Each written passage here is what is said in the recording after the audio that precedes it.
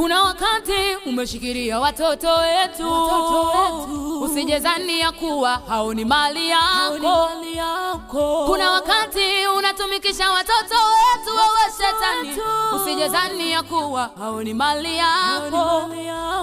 Kuna wakati umeshikilia uchumi wetu, usijezani ya kuwa sisi ni mali yako.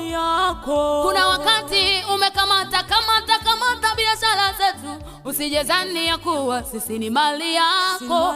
Maana sisi tumeahidiwa na Mungu, maana sisi tumeahidiwa na Jehova, maana sisi tumeahidiwa na Mungu wetu, maana sisi tumeahidiwa na Jehova, maana sisi ndio waahidiwa wa kuingia Kanaani, maana sisi ndio waahidiwa wa kuingia Kanaani. Na watoto wetu na kila kitu chetu lazima tuingie, na watoto wetu na kila kitu chetu lazima tuingie Kanaani, tunaingia. Tuingie Kanaani, tunaingia. Hatuteteleki wala tuchongi sana musie, wala tuabudu miungu sie, wala tuchongi sana musie, wala tuabudu miungu sie. Jangwani twavuka kwa nguvu ya Mungu, Kanaani twaenda na Mungu sie, na Mungu sie.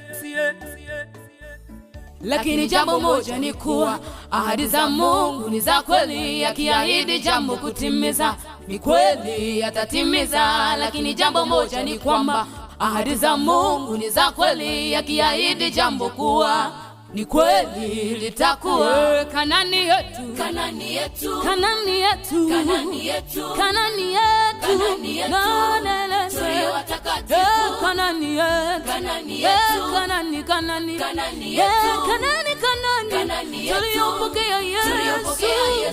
Kanaani yetu, Kanaani yetu, Kanaani, Kanaani, Kanaani ya Baba, Kanaani ya Yesu, ya mbinguni.